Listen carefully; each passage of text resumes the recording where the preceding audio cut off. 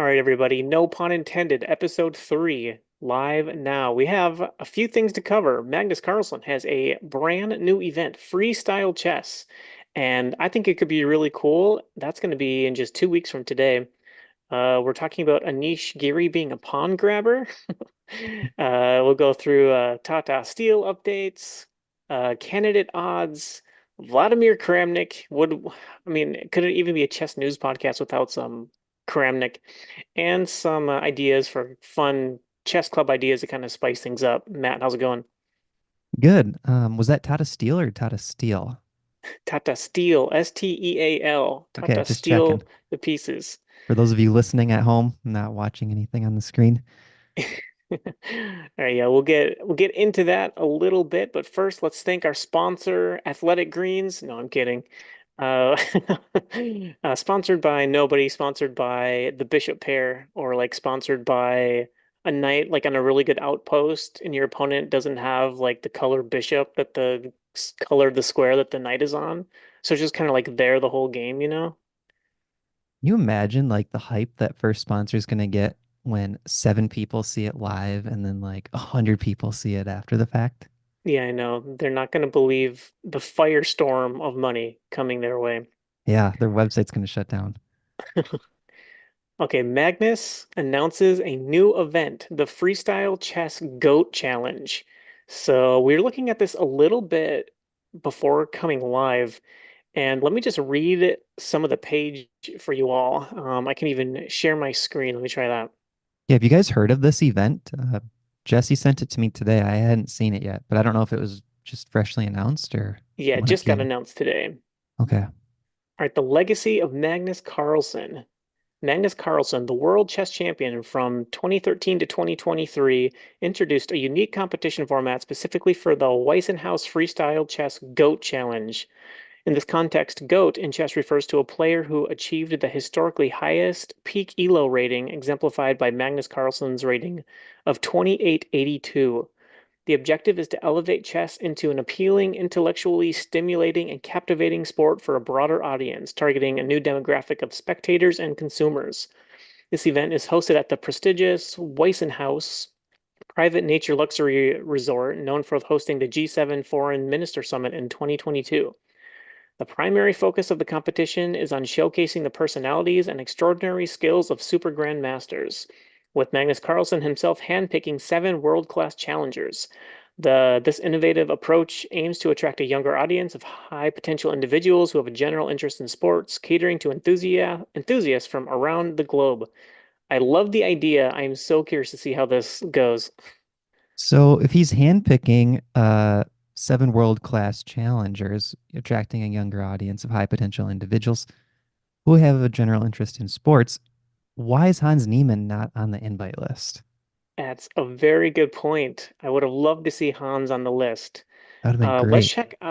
check out the list of players. So we got guess who? Magnus Carlsen himself, Fabiano Caruana, Ding Liren. I'm really glad that Ding decided to play this.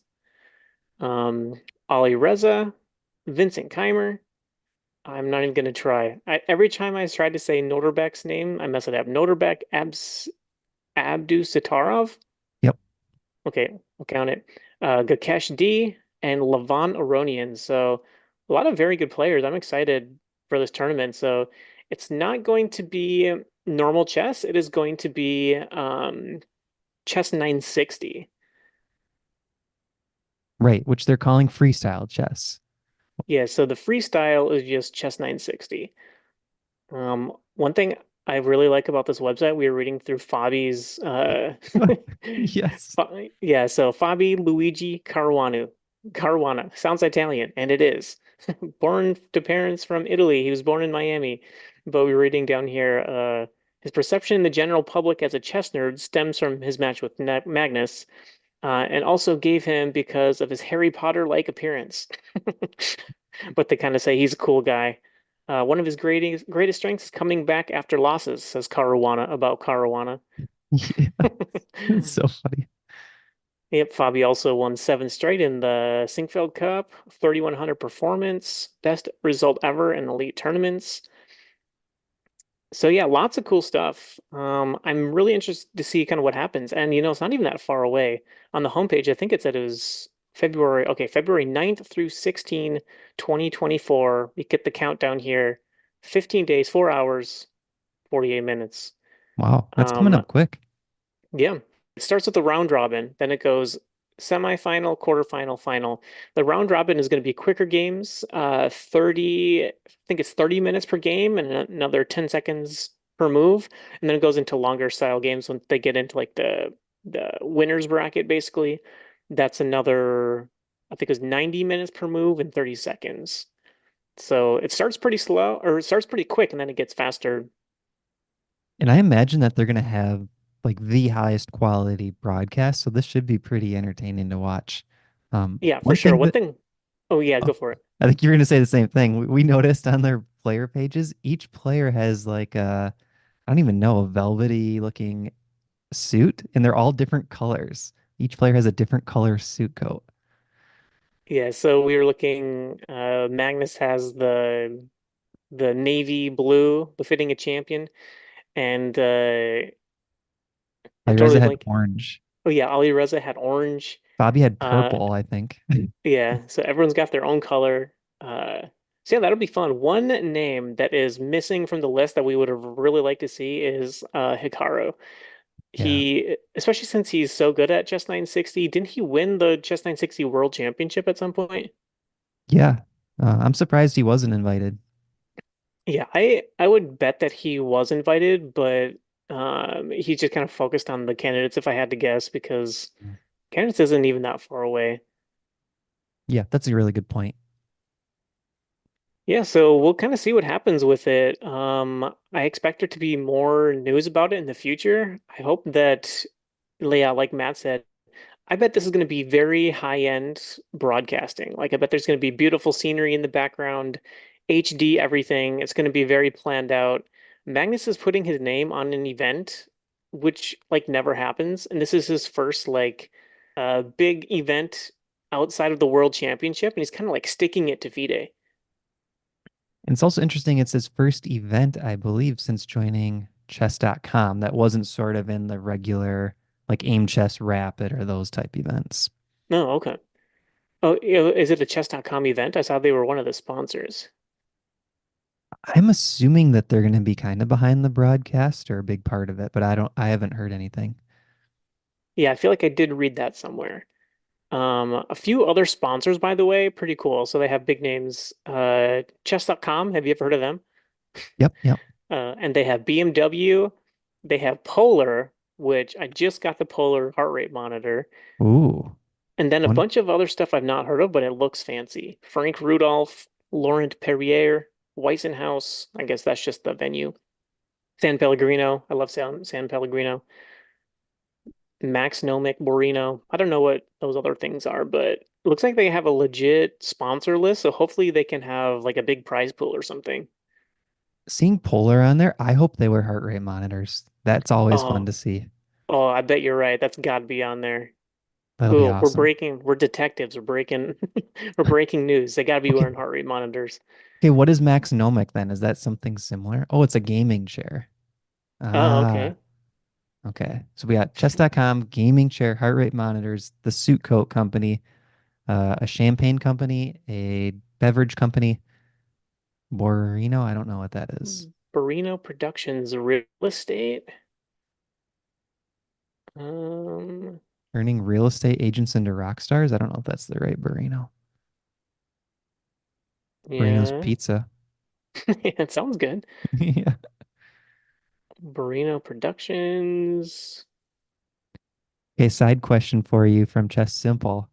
Ding versus Fabi in an arm wrestling side event. Who you got? I'm not gonna lie, they both seem kind of weak.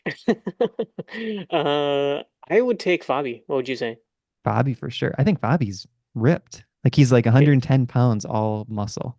110 pounds of lean muscle. Yeah, I Yes. know that he's really into exercise. He just had a picture of him boxing on Twitter or something like that. Yeah, and So yeah, I take Fabi.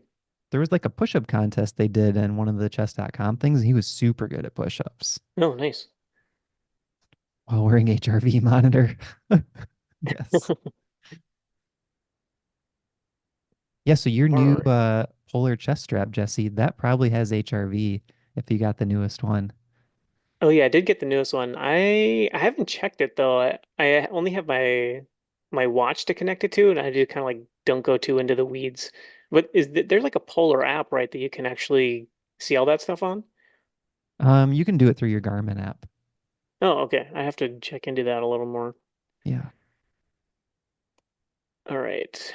I'm gonna get my monitor set back up here again for more clips. I think we got Anish Giri up next. So have you guys Yeah. seen this? Let us know in the chat. Have you seen the Anish Giri stuff at Tata Steel? Specifically the stealing? Like this is just crazy to me. Chess Simple has Yeah. not seen it. Okay. Do you want to set the stage of what happened here, or do you want to just jump into the tweets? I'm just gonna jump right into it. So Anish Giri is a pawn grabber. Okay, let me again share because it's hard to do this without any context. All right, so here is a video of Anish Giri. This is Gakesh D. So this is after their game. Let's just go here. You can see Gakesh is on the side over here, and he's setting up his board, but he is missing a pawn here. He doesn't know what happened to his pawn. He's very confused.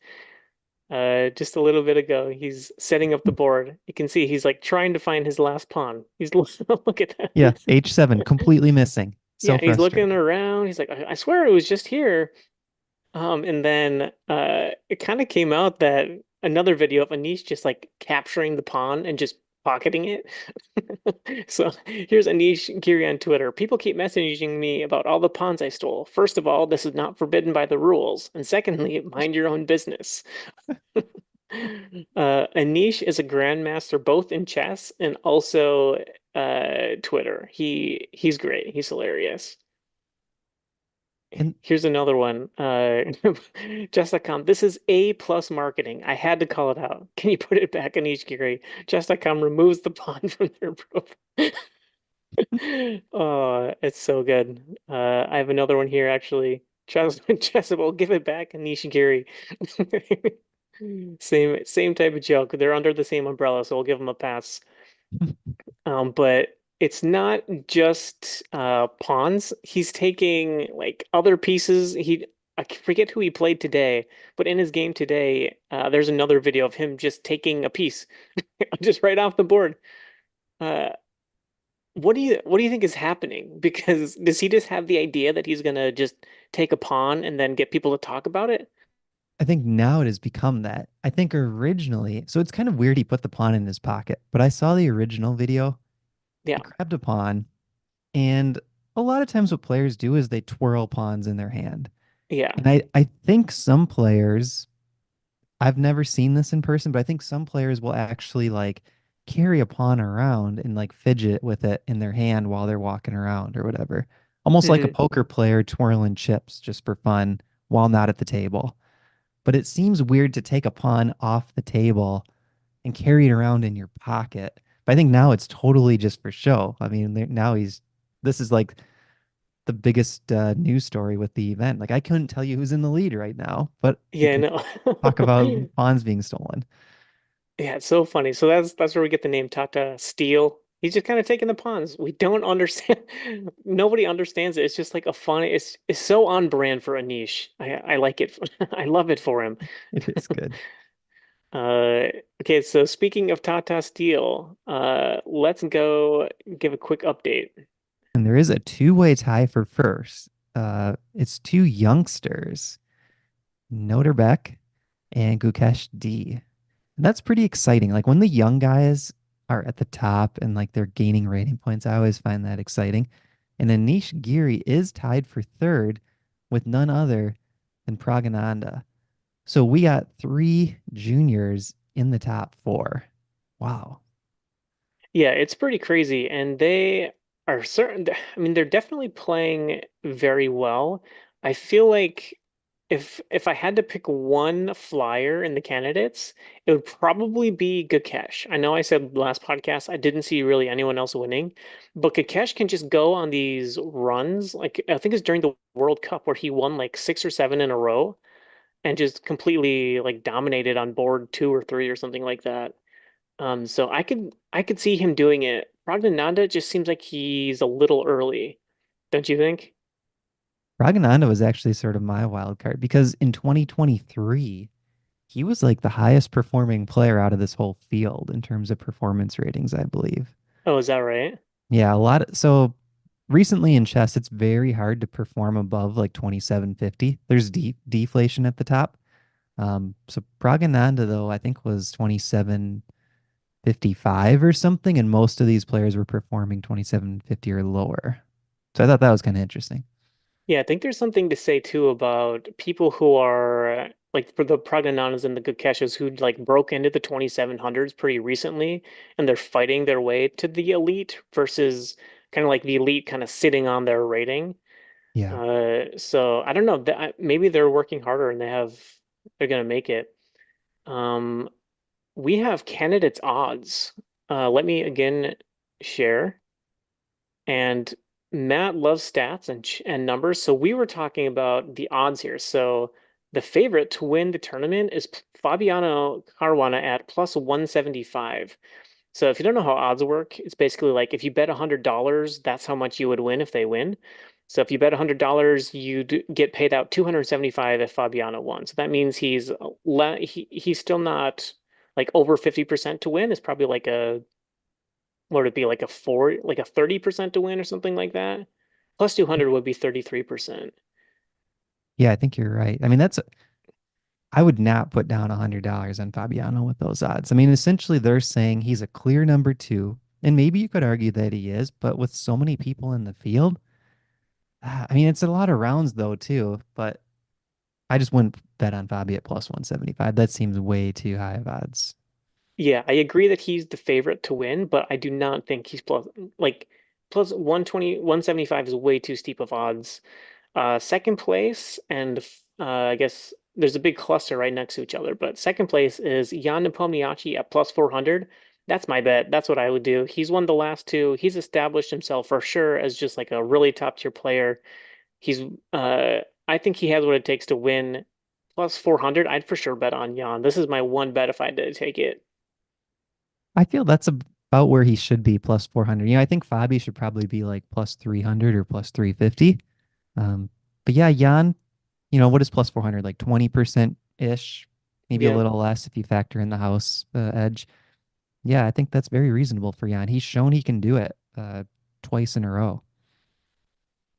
Yeah, Faruja next, plus 500, third place. Hikaru plus 600. You called out Hikaru as these are really good odds for him. Yeah, I just think Hikaru is so strong and he could very easily just run away with this whole tournament. Like if Fabi has a bad event and Jan's not doing anything like crazy Jan of the past candidates, I think Hikaru's the third favorite. I wouldn't put him below Faruja. It's true. I could see him getting off to a really fast start and just completely running away with it. And everyone's trying to beat him and they Yeah. like press too hard and Naka's just holding on and people are trying so hard to beat him they just blunder. I could definitely see that for sure. Praggnanandhaa's plus 700, Gukesh plus 800, Vidit 1400, and Abasov is plus 3300. So if you want to try to win 3300 bucks, bet on Abasov. I think yeah, Gukesh, that's a decent odd plus 800. If I had to bet on a couple, maybe Jan and Gukesh, bet 100 on each of them. Oh, okay. Let me think. I mean, I think Hikaru I would do. And maybe Jan. I might do Jan and Hikaru. I do like your Jan pick. Just track record. Prague and Gukesh D, they're super strong players and they definitely deserve to be in this field, but they're so young. Like if Gukesh D or Prague wins this and then beats Ding Liren for the championship, that would just really blow up the whole chess world. Everyone would be so excited to have such a young world champion. And I think Magnus would try to somehow challenge that player, whether through like traditional means or somehow just set up a match. Like, hey, Gukesh D, you and I need to play a big match. Yeah, I agree. I think if one of the younger guys, like yeah, like Faruja, Praggnanandhaa, Gukesh, any of them win, I think we may see another like one of these freestyle events that he's doing. Just be like, okay, let's play a a match of 16 games, like game 90. Maybe you get like a slight bonus after move 40 or something like that. And let's just see who the best is. And after we do that, we'll play a bunch of rapid, and then we'll play a bunch of blitz and just like, I don't know, see who scores best out of all formats. I think with the right price point, I think any of those guys would do that, especially without the world title on the line. I mean, that's going to get way more publicity than Gukesh D playing whoever the next challenger is if it's not Magnus. I mean, everyone Uh, wants to see Magnus. yeah, for sure. Okay, would you Um, bet on Abasov at plus 3,300 just for the chance that maybe he can sneak in a little assistance? take the Abasov cheat line. Yeah, He's gonna cheat to get it. that factored No, in. no, I'm not taking Abasov. I think it'd be insane to try to cheat in the candidates. Look what Chess Simple said. 16 game match at a private nature luxury resort. That'd be sweet. I'd for sure do that. We need to set up a chess goal event. We should do it at Corey Hill. Yeah, that's Have some true. parrots in the background or something, some rattlesnakes, Yeah, just some fun rattlesnakes in the background. some owls. Okay, so speaking of that, I know that you have done chess club at farmers markets just to kind of promote the club. What is the turnout for that type of thing? They've gotten some pretty good turnout. It's usually people with kids, and it's like, oh, my kids just know how to play chess. They would love to come over and play. Um, that's the most common thing. Like families stop by and they haven't really played any organized chess. So it's a great way to get people introduced to the chess club. Yeah, that's cool. And it's kind of like a natural place that a lot of people just go to. You can set up a booth. Has anyone ever given you a really tough game? Yes, there was one time Dennis was there. I was playing some guy, and I think I did ask him his rating, but he kind of didn't say what it was, and he was like 1600 on chess.com. Hmm. Um, I don't remember his name, and I've never seen him since, but I was like really impressed with how well he played, and I'm like, you don't have a rating at all, and you're playing this good, and then later I found out he was 1600. That's funny. Just like the mysterious chess player shows up, thinks he's gonna beat you, gets crushed, and Yes, like never shows his face again. maybe that's it. Uh, we were also talking about at our club that we go to, the Rochester Chess Club. There's uh, a fun event we did. We did a Bug House tournament, and it was my first ever time playing Bug House, and it was completely insane. But it was a lot of fun. Matt, who ended up winning that tournament? I did. What? Yeah. You Well, did, and the way we did it, we had some random teams at first, and those games were worth 1 point each or 1 point each. And then we based it by the number of points you had in the standings. So whoever was number one in the standings got partnered with number four, and then two and three, and then those were all worth double the points. So after each game, it would shift up the standings a bit. Um, I mean, there were a lot of really good games. I think I ended up getting first, but there were a lot of players there that were, all swapping wins with each other. yeah, I had a hot start. I think I went 5-0 to start, so I was like number one. Nice. But then I think I lost the rest of my games. I maybe like snuck one or two wins in there, and that was kind of towards the end of the term. I think we did what 10 rounds, something like that. It was quite a bit. Yeah, at least 10 rounds. So, I mean, because we did five of random. I think we Yeah, did more than five standard. Might have been 15 rounds because it was yeah, that could have 3-0. been. Yeah, it was 3-0, so it was fast. Yeah. And the clock is like worth 10 points of material being up on the clock. It's crazy. See what Lyle said? Yeah, I like the idea. How about YouTube content where Matt takes on some chess hustlers? I think the hustlers in like New York or like Washington Park in New York, I think they're actually pretty strong. They're probably around your strength if I had to guess. Yeah. I've played some chess in New York, and it's like, I would say most of the players are anywhere from 1400 up to like 2200. I think the strongest player I saw there was like right around 2200. And did you beat him? He won. Yeah, Okay, the nice. strongest guy won against me. Okay. What other fun events have we done at? at club to mix things up? Like I know we did a blitz or an odds blitz tournament, right? Odds Blitz was a really fun one, and that's kind of unique, I think, to our club. And we have also done simul's quite often. I think those are always a pretty big hit. Trying to Yeah, think I what know. else. I know that we also have done like rated rapid tournaments. Yep. Um, and those are always a lot of fun because you can get pretty quick games. I think we did like game 15. But the rounds end up going pretty quick. I remember I had a really good event in a just like a rapid event we did. My first round, I think I got paired down, so I won that. Then I got paired against a 1700 and I beat him. And then I got paired against a national master and I didn't know it. And I was just like holding on, holding on, holding on. Then I finally like dropped a knight fork at the end and like hung a rook. And I was so mad at the end because I didn't know who my opponent was. I just like Yeah. showed up to the board and I'm like, like the guy I played was so good. What was his rating? I asked you after the round. You're like, oh yeah, that was whatever. He's rated like 2250. I'm like, oh, what? Do you remember who it was? I can't remember. Was it Scott? No, Hmm. yeah, I can't remember his name, but I haven't really seen him around anymore. Maybe it was Master T. No, if it wasn't Master T.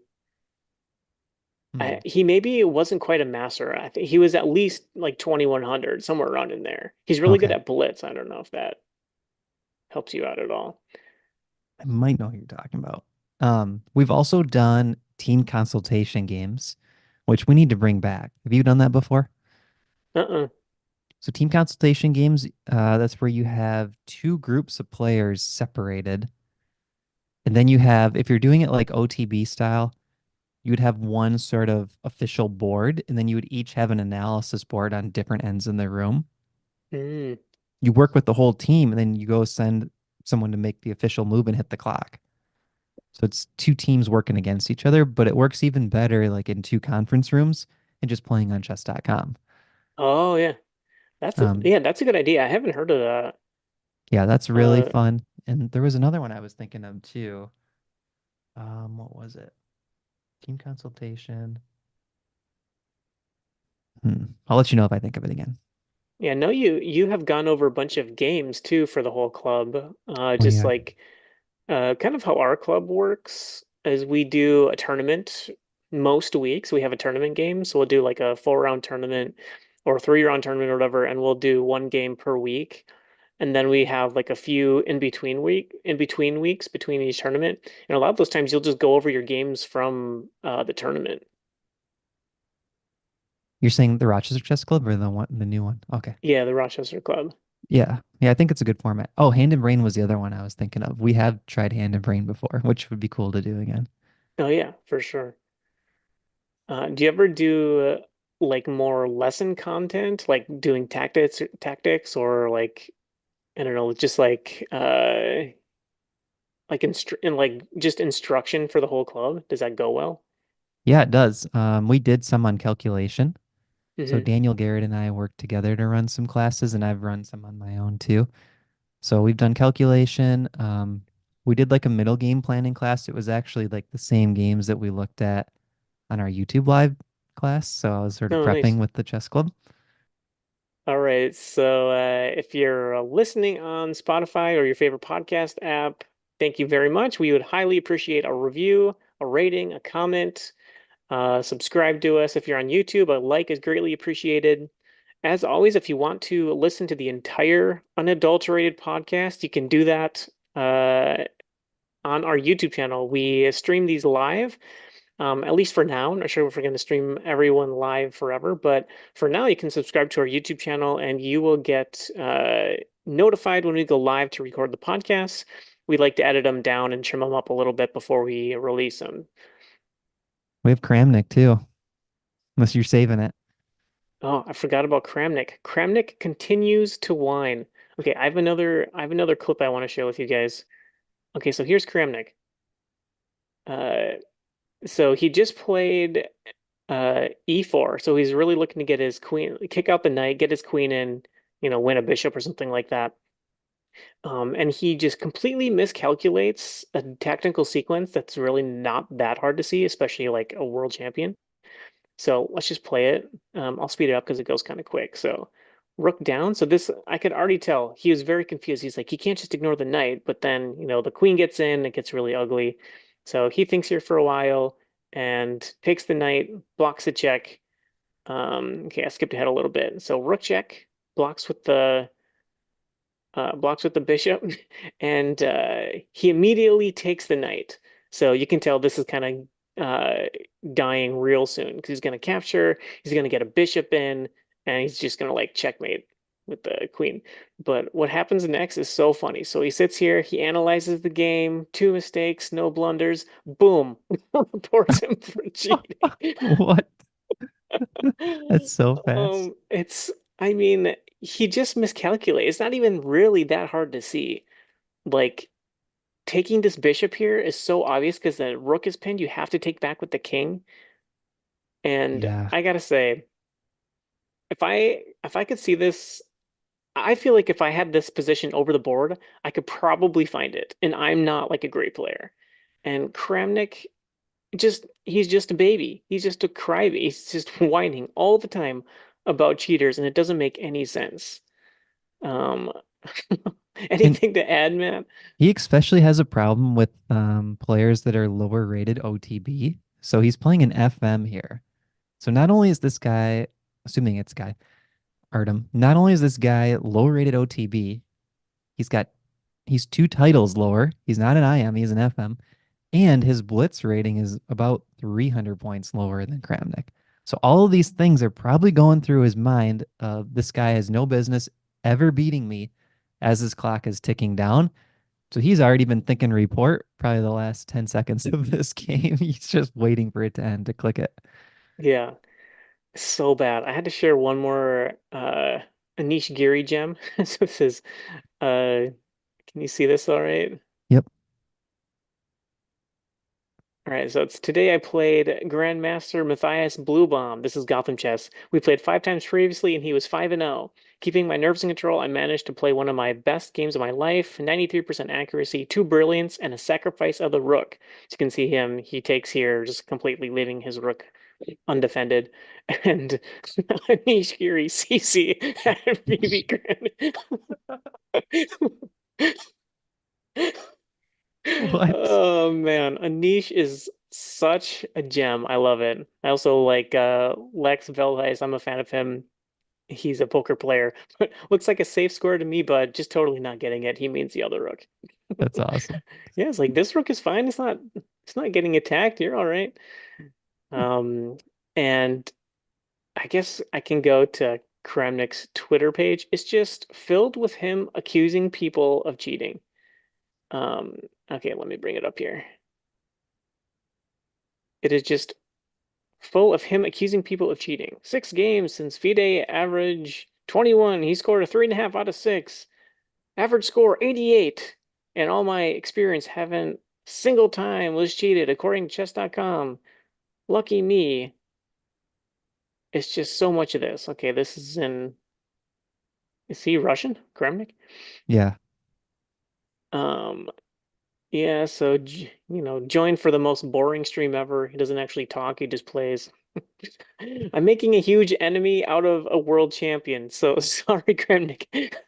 But here's more. I don't know if he's accusing Hikaru of cheating here or if he's just saying, like, using his numbers.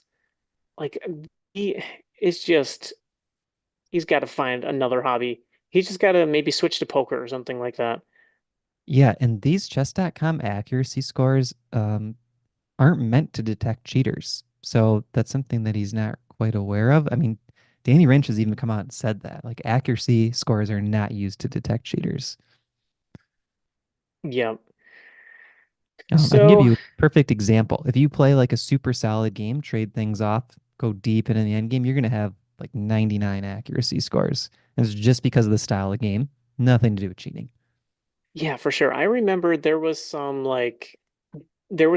cheating investigation over some players, and um their defense was like they played a really long equal endgame, so it appeared like they were playing perfectly for like 60 moves. Because there's like a rook and pawn endgame, and it was drawn the whole time.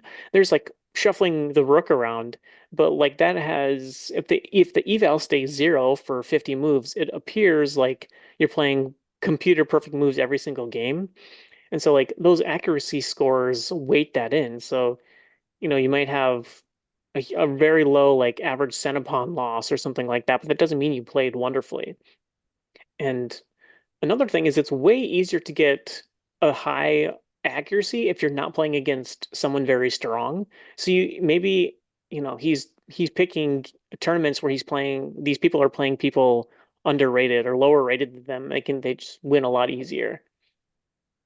Yeah, I think that could be too. I don't know. There's just way too much going on here. I feel like this is his Bobby Fischer thing where he's just kind of going off the rails a little bit. Um, it hurts to see because he's such he's a staple in chess history, world champ. Um, yeah, it's sad to see. Any other thoughts on Kramnik?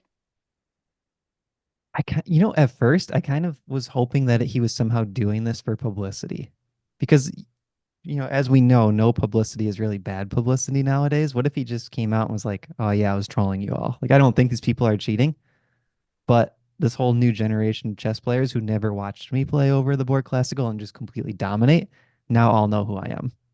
Thank you. And Yeah. I Oh, have a new by the Twitch way, channel. Yeah. yeah, right. Oh, by the way, here's my Twitch channel, or Yeah. here's my new book that I'm writing. It's just Yeah. all to build a social following. That'd be so. I don't think he's got it in him to do that. I don't think so either. He should write a book. My greatest cheating predecessors. Successors? What's the opposite of predecessors? Yeah, successors. What I would love is a chess memoir from one of these really high-end players. Like, I would want to know exactly what happened in detail for like a random Tata Steel tournament for Fabi or Anish or something like that. I think that would be so interesting. I would devour that book. Yeah, that would be really good. Are you planning to play any chess in the next couple months? Any tournaments coming up? Any OTB? Anything? There may be one coming up in Rochester. Dennis was talking about having a Rochester championship style event. Okay, yeah. I don't know if we're going to squeeze that in or not, but I am planning on playing in the Chicago Open. Okay, That's, that's like in May, right? yeah. So it's pretty far a ways out, but I just haven't been studying at all. So I'm not super excited to play OTB and probably lose a bunch of rating points. Right. Uh, yeah, Kramnik's book title, Trials and Tribulations of Tilted Tuesday. Love it. I don't really have any plans to play. It'd be fun to play an OTB tournament, but like you, I have not been studying. I haven't been getting my openings down. So I'm not sure if I'm like super motivated to do it. Also, I'm really liking working on chess goals more and more and like doing the Same. podcast and stuff like that. So I Yeah. just kind of want to follow what I enjoy. So I don't know. I might play something this year. I'll probably play some chess tournament this year, but I don't really have plans for it. I mean, when you're on your game and like your openings are really sharp, you're a very scary opponent at your rating. So I get it. Like, and you don't really want, sometimes when you go to the club, you get paired with people a few hundred points lower than you and they're underrated. And that's never a real fun game either. Like a Tuesday night, you're tired, whatever. You got to go in and face someone that you can only get a couple points if you win. And if you lose, it's like drop 30 points, you know? Yeah. And that's normally how it is the first round or two. Like I'll play Yeah. some really underrated like 1100 who I know is really strong Hmm. or like a 1400 who's going through puberty. It's like getting all of his like wits about him or something like that. Like I don't know, it's tough out there. It's for sure tough. And then at least like in the past, if you for my tournaments, if you win those first few games, you have like one or two games against really high rated players to gain rating. And then like if you lose, then it's just kind of a wash. If you win, you can gain a bunch of rating. But it's just a lot of pressure on those couple games. That's the hard thing with a lot of just Swiss style tournaments. Unless they're really small rating groups, it's Hmm. like it's just this back and forth seesaw. Like you play someone much lower than you, much higher, much lower, much higher. And then maybe in the last round you get someone you're rating. But really, Yeah. you would love to just play five people all around your rating and see where you're at. Yeah. So the Rochester Championship, is that the same event that you won last year? Yep. Okay, nice. Because that was a bunch of really high rated players. And I think you, correct me if I'm wrong, you went 3.5 out of 5. Yeah, that's right. So it was invitational to play in that top section, and it was a Hmm. round robin. So I do really enjoy that format. Round robin, you kind of know all of your opponents. You can try prepping for them. Um, I think that's more fun than just like a big open Swiss. Hmm. And were you one of the higher rated players? I don't remember. I think so. I might have been the top seed. I want to say I lost a couple of rating points because I want to say I was expected to score somewhere between 3.5 and 4. So I think 3.5 lost me a few points. Okay. And you tied for first, but you won on tiebreakers or something like that?